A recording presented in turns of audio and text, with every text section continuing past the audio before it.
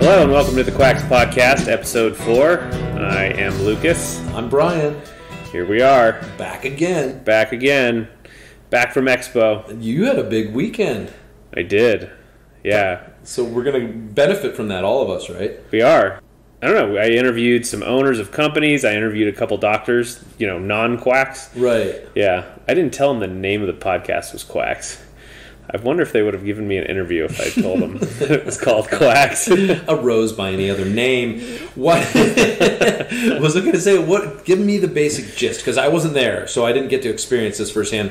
Tell us about what Expo is. So Expo, it's a large show in Anaheim. It happens every year, and it's big. There's like 100,000 people that show up. There's almost 4,000 booths. And basically it's 3 or 4 days of people walking around and doing business and seeing what's new, and it's pretty great. The crazy thing was it was basically a CBD show. They said something like 5% of the booths were CBD related, which is insane. It's crazy, but not totally unpredictable after the Farm Bill passed and a lot of people jumping on this bandwagon. Totally. Amazing. Yeah, one of our interviews too is a guy who owns a CBD company, and he's owned it for a couple of years, so he kind of has some good insight on the FDA and the regulation. And because they were those pioneers, the ones who started off in the CBD stuff. They really were kind of like outlaws in the sense that they on the federal level, they could have been shut down at any time. Not only had their business shut down, but gone to prison. Yeah.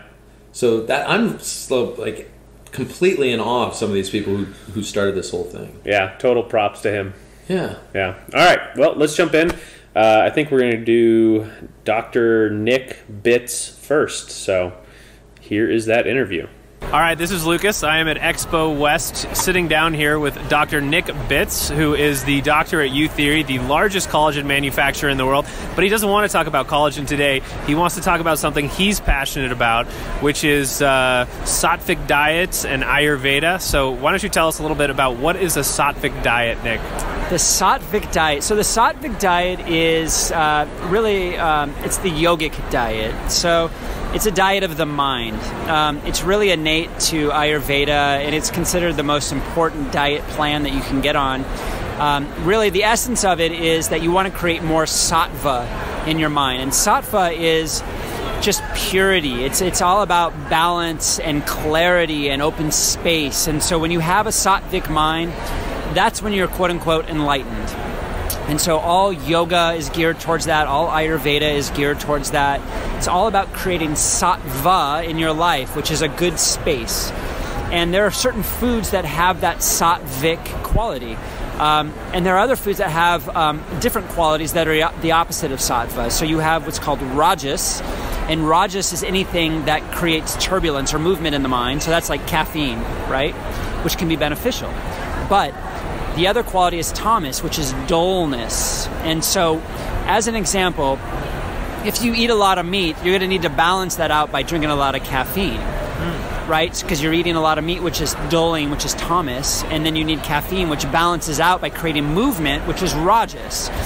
But rather than playing that game of trying to balance out movement and dullness and trying to find balance in between those two, the goal of Ayurveda, the goal of yoga, is to eat sattvic foods. And sattva is that state that you want to attain. And so, according to Ayurveda, all disease starts in the mind. And so it's most important to not take care of the body, but to take care of the mind first and make sure that your mind is balanced, that you see the world correctly with the right perception, that you think the correct thoughts, and that your mind is healthy and pure and open, and there's not a lot of fluctuations. It's just really steady. And so one of the things that I love to talk about when I teach at yoga studios or in Ayurvedic retreats is teaching people about sattvic foods. And so eating a Sattvic diet is pretty simple. I mean, you just need to select foods that have that balancing quality when you eat them. So milk, organic milk, tends to be very Sattvic. Rice, very Sattvic. Dates, almonds, ghee, a lot of these very nourishing, simple foods that you know from the Ayurvedic tradition are Sattvic for the mind. And so I don't find a lot of people talking about sattva or these mind-type diets, but I think it's really the most important thing that you can do for your health if you're trying to attain wellness. I know, the paleo diet is big right now, the keto diet, and I think it's variations of good for certain individuals, but the Sattvic diet is for every single person beneficial if you stick to it. And generally, I say, if you start a Sattvic diet, which you can find online, or I can give you the guidelines for that. Yeah, we'll put them in the show notes. And if you start that diet, stick with it for a month and to see how your mind reacts. You'll find that you're less reactive at work or less reactive in your relationships, that you naturally are carrying more love just in terms of your being and how you are in the world. And it's just really all about cultivating that through diet because, again, from an Ayurvedic perspective, your mind is a byproduct of your food. Your mind is formed from your food. It's the energy of the food creates the mind, which is a fundamental concept that's been around for 5,000 years. And so that's the Sattvic diet in short.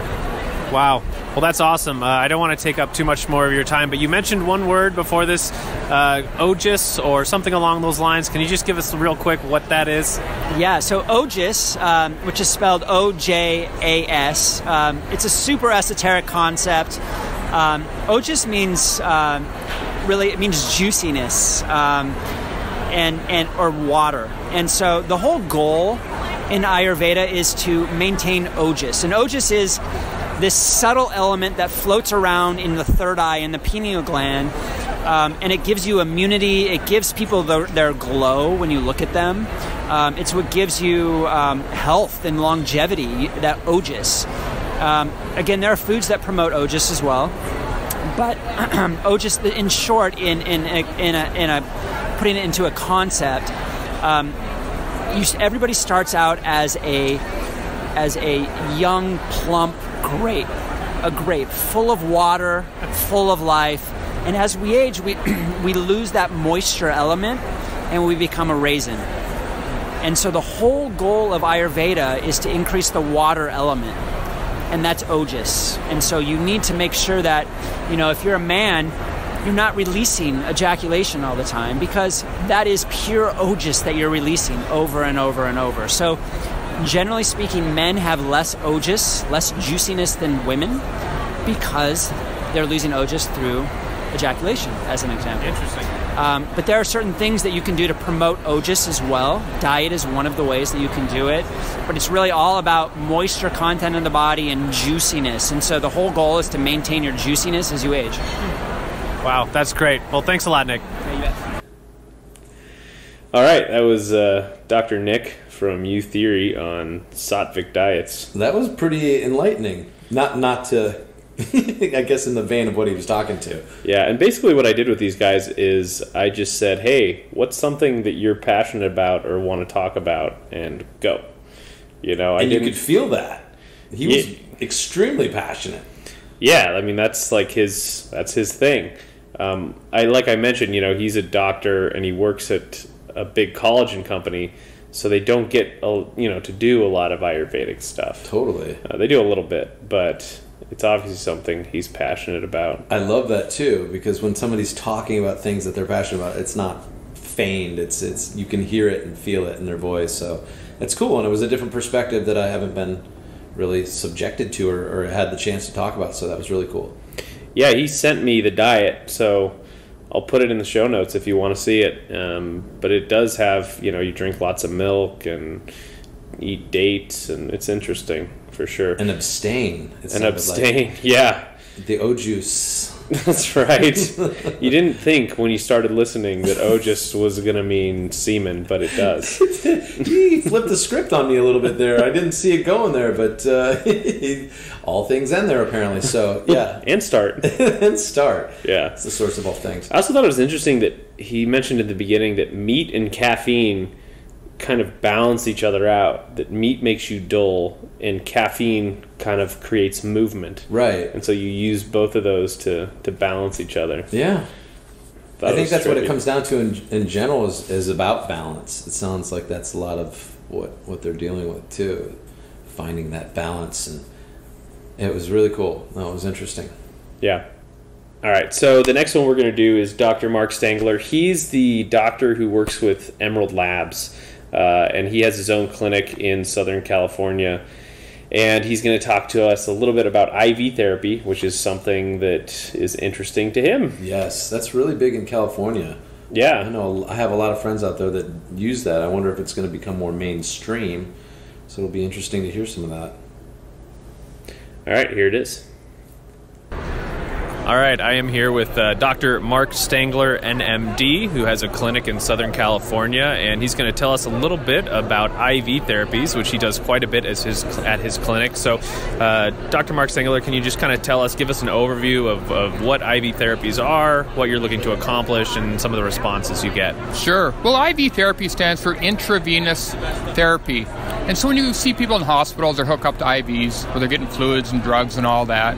Most people are familiar with that concept. And so the advantage of IVs is that you bypass the digestive tract and you can get obviously much higher amounts into the system, into the bloodstream, bypassing the digestive tract.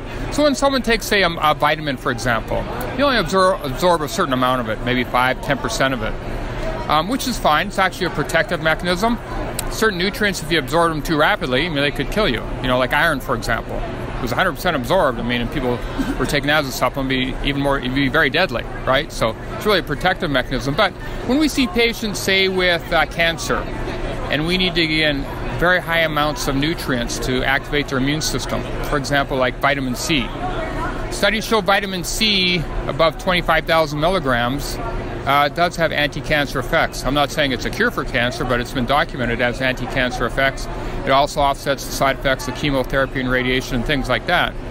So we typically use about 50,000 milligrams intravenously, patients with cancer, to augment their other therapies they're getting. Now think about it, if you took 50,000 milligrams orally, you'd have a bad day. You'd have a bad day. You'd be in the bathroom all day, if not at the hospital. You wouldn't be feeling too well. You know what I mean? So the IV, you don't have any of those problems, very well tolerated. People with fatigue, for example, we will give them B vitamins, magnesium, things which help the cells create energy intravenously. And it's excellent for helping people with chronic fatigue syndrome, for example. Or maybe, again, someone comes in with an infection. They got pneumonia, they got bronchitis, they got mono with Epstein-Barr virus. We can use things like intravenous vitamin C or things like ozone, which is oxygen, intravenously to get very high amounts. You can get about, depending on what study you look at, you can get 50 to 100 times the blood level intravenously as you can by taking something orally. So basically what we like to do at our clinic is use natural agents because they're, have very little toxicity potential. But we use the modern technology of IVs, intravenous therapy. And so that's how we can get much better results with people in a much shorter period of time as opposed to taking things orally, which we do as well. People aren't coming in every day for an IV. So we have people take things orally on their own, come in for a certain amount of IV therapies, and it helps a lot of people. So it's a type of medicine that's really starting to pick up steam here in America. Other countries, it's very common, using nutrients and other natural agents intravenously. So it's just using technology, using natural substances, you can really help people. And what type of person, what usually do they have going on with them that they would seek out these types of therapies? Certainly a lot of people with cancer looking to augment their kind of conventional treatments they're getting. Seek out those. People with chronic fatigue. In medicine, people with chronic fatigue, there aren't many treatments available to them. Usually a doctor will test them, see if they have certain diseases. Often nothing comes up. Then they don't have any treatments to really get their own cell energy production up. And that's where IV B vitamins, IV magnesium, IV glutathione are very effective. We'll use IVs for people, for example, that have neuropathy, nerve damage, abnormal nerve pain and sensations, like people with diabetes, people who got nerve damage from chemotherapy, for example. Studies have shown, and we see with patients, by doing intravenous nutrients, instead of waiting 6 months to a year for them to get relief, we can get them feeling better in a couple of weeks. So things like that. Usually more chronic, more severe things typically. And I know there's a history of, I think it's called orthomolecular, there's a history, Linus Pauling with those really high vitamin C's. Is that kind of where this is coming from? That's right. Another term is used, orthomolecular. So you're basically using nutrients, say like vitamin C, other nutrients, but in what we call supraphysiological amounts. So a lot more than what you get in a food, for example, to get that really strong effect. So again, using natural agents, the toxicity compared to pharmaceuticals is very, very minor. So again, using technology, we can just help people more quickly, more aggressively. Great. Thank you so much, Dr. Stengler. Appreciate it. Thank you. All right, that was Mark Stengler talking about IV therapies. And if you can hear the rain in the background, it did start raining here, so I hope that's okay. It's always appreciated here in Phoenix. I know, right? We'll take it. Yeah. So anyway, that was pretty cool. He's really into IV therapies in his clinic, and it's like the whole orthomolecular treatments of like super high doses of vitamin C. I think we could really do a whole podcast on that and dive into it. Yes, we shall. I'm very interested in IV therapies, but terrified of needles, so I have not gone down that road yet, but I've heard nothing but wonderful things. Yeah, I've heard good things too. I think there's some concern about getting out of balance on things. I mean, like vitamin C and vitamin B, maybe they're no big deal because they're water soluble and your body can just kind of get rid of them, but I don't know, it worries me a little bit. Yeah, just getting blasted with that many vitamins. Like maybe if you do it a couple times, like it's okay. Yeah, and especially if you have a chronic disease, then it's better than chemo or some other kind of anything's on the menu. Yeah, for sure. And it is a little expensive. Is it? Well, it depends on where you go, but you might be running hundreds of bucks per treatment. Is it something I can do at home? Probably not. You could try. I'll just get an enema bag and a sewing needle, and we're just going to try to work this out. Or you could get a Ziploc bag. That way you have multiple ones. Okay. Oh, boy. All right. So anyway, the next interview and the last interview is going to be Randy Baresh, who is a farmer. And he's going to tell us about biodynamic herbs. Wonderful. I'm all in. All right. Here we go. Hi, I'm here with Randy Baresh, the co-founder, owner, and CEO of Oregon's Wild Harvest, and we are going to talk a little bit about biodynamic farming. So, Randy, if you could just kind of give us a synopsis, a summary of what biodynamic farming is, that would be great. Well, biodynamic farming was actually came from a process in Germany in the 1920s where a group of farmers came to a guy by the name of Rudolf Steiner, who was actually the guy that came up with biodynamic farming. It was the inception and the beginning of the introduction of chemical pesticides and herbicides on the farms in Europe, greater Europe. And the farmers saw a great change in their land. They saw that not only were it was killing the insects, but it was killing the birds, and their crops didn't look as good, and things didn't feel right to them. And so they went to Rudolf Steiner and says, "Help us figure a way out of this." And so he gave a series of lectures on biodynamic farming, which included understanding that the plants had a very deep relationship with us as human beings, that the plants were affected greatly, as we are, by the universe for the phases of the moon and even the constellations and where they are at certain times of the year. And so he set up a series of lectures, and he talked to these over 200 farmers about how to get your farms back to the life that they were once had, originally. And so in these lectures, he taught them about prep making, which is homeopathic preps that he came up with that actually would help to improve the life and vitality of the soil and the plants as they were applied. He emphasized composting, which was a very important part of that, and it really ties into today in that compost help increase soil matter and organic matter in the soil, improve carbon sequestration, which then improves water absorption and holding the water. So when we have heavy rains, the water doesn't run off into the river, it goes deeper into the ground and is held for when it's really dry. And so an amazing combination. This Steiner was one of these visionaries that, you see some people that seem to have a connection. He's like Einstein. I mean, where did all this knowledge come from? Well, Steiner had the connection with the earth. Not only was he understood farming and the life of plants and the soil, but he also was a healthcare practitioner. And so a lot of these preps that he made were developed from whole herbs and his understanding of whole herbal medicine. And so it was a perfect match for us not to do that. And so about 9-10 years ago now, we became biodynamic farmers. and started prepping and composting and growing our herbs on our farm.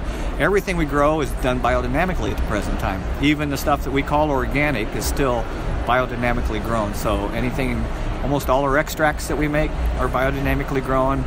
We have a line of tonics now that we do that are biodynamic tonics, and the list goes on, and the future is wide open. So, yeah. So what people who are doing herbs, what could they expect would be the difference between a biodynamic herb and just a regular herb? What could they expect on feel, smell, whatever? Well, it seems, and no, there's a fine line there, but it seems that the people that try the tonics, that they immediately notice something, and we've been sampling it out here at the show, and when you see them take the tonics, it's kind of like you can see it. Some of them go, oh my, I feel that, and so there's something really powerful going on with the biodynamic products. It's hard to explain in words. It's more of a feeling that you have when you take it, and the energetics that herbal medicine delivers to your body in profound ways. We've had just phenomenal results with things like Count to Zen, which is an adaptogen formula to help improve adrenal health and help to combat the stress. But it's so much of this is so hard to explain, and it's kind of like you just have to try it. And many times I tell people, so when are you going to notice it's working? And I said, it'll be very subtle, but the big thing is when you stop taking it, you go, oh my gosh, something's missing now.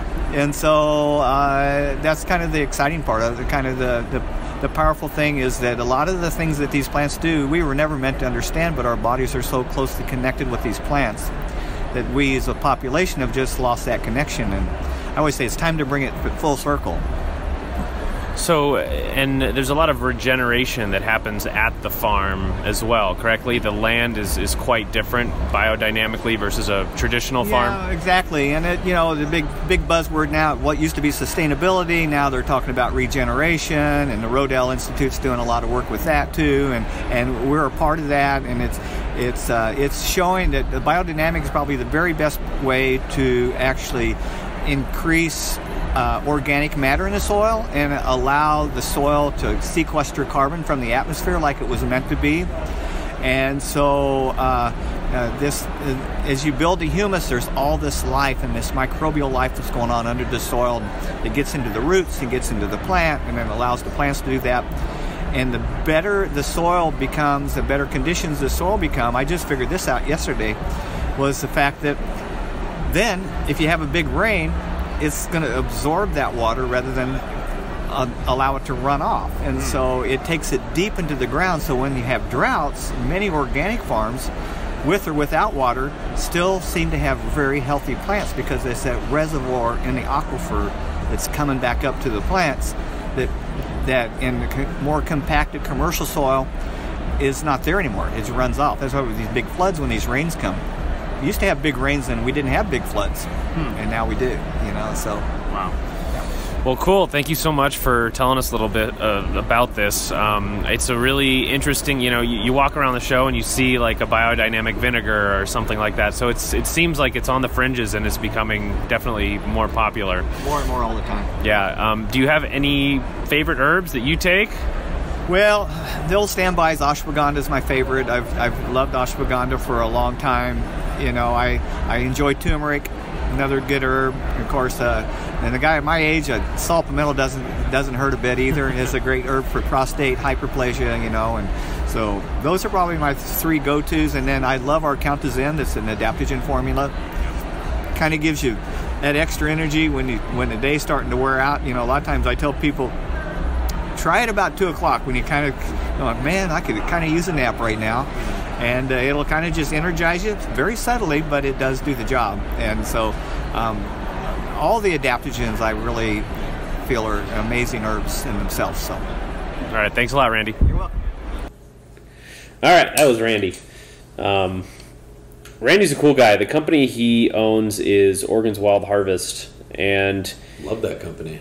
Yeah, they do herbs. They don't sponsor us or anything, but they do pretty good herbs. And I like him a lot because he's a farmer, and so he's really down to earth and kind of gets his hands dirty and into the soil, you know. Sounds like he knows what he's talking about out there on the farm. Yeah, and I think he's in his 70s, early 70s, that or very late 60s. He did not sound, he sounded in his 40s. I mean, yeah, there's something to that too. He's got that vivaciousness that sometimes is lost with age. Yeah, and he, so Biodynamic, I think in the future it is going to start becoming a bigger thing. You know, as time goes on, the whole organic label has really degraded. Like, I think when it first came out, organic produce or whatever, you could use like 5 different natural pesticides, and that was it. And now, because of lobbying, that's turned into like 150 different things, and if it's organic, it's only 95% organic, so 5% is not organic. So convoluted. Yeah, it's just a government bureaucracy mess over there at the USDA. So I think that's putting it mildly. Yeah. So I think Biodynamic is going to be a big deal, and it's very difficult to get. You can only get it from a German certification, whatever, and it took them like 3 or 4 years to get their farm Biodynamic certified. You're kidding me. No, it takes quite a while. Wow. That's dedication too. And I'll tell you what, like you said before, we're not endorsed by them in any way, shape, or form, but I open up a bottle of their herbs and they're really fresh. You can really smell a freshness to them, especially the holy basil. Yeah, definitely. So, those were the interviews. I thought they would be fun. Yeah, they're great. Yeah, they're kind of, you know, a little random on the subjects, but, you know, like I said, I just told them to talk about something they're passionate about, and, you know, it just kind of gets a little snapshot into all the different things that are happening. I enjoyed it, and it's kind of a potpourri of the event itself. So we got, like you said, it was the, what's it called, the starter platter. That's right. Thank you so much for sharing that. No problem. And I think next week we have one more interview that we're going to play from Jeff, and he's going to talk about CBD. And I think we'll just do a whole episode on CBD, and we'll talk about the regulation and how to find the best ones, and maybe some stories about people who've taken it and what's happened to them and what it's supposed to do. Yeah, I think it'd be good. Yeah. You know, I'm always down to talk about CBD. Yeah. I know. Do you take it every day? I do pretty much take it every day. That's one of those. It's one of few things that I do take every day. How much do you take? Who's to say? It Really? depends on the day, really. All right. Yeah, I'll start off my day with a little bit if I feel like a stressful day is coming on, or I've got a little bit of didn't sleep so well, my neck hurts. Across the board, man. I'm looking forward to talking about it next week. Cool. Yeah, it's actually funny when we were over there. We went to this cocktail party, and there was this guy who was like, "Man, I'm hurting a little bit," and we had a little sample bottle that we had picked up of CBD, like 45 milligrams, and we're all drinking and having fun, and we were like, "Hey, dude, just take this." And he's like, "Well, how much should I take?" And we're like, "The whole bottle, of course." Dude just tips it back, just all 45 milligrams. I don't know if that's a lot. It seems like a lot. He just tipped it back and partied on. It was like, wow, hopefully he had a good day the next day. I didn't see him. You no. Okay. Yeah. Yeah, no, that stuff's good all around. Yeah, it is. Thanks very much, everybody, for listening. We'll see you next week.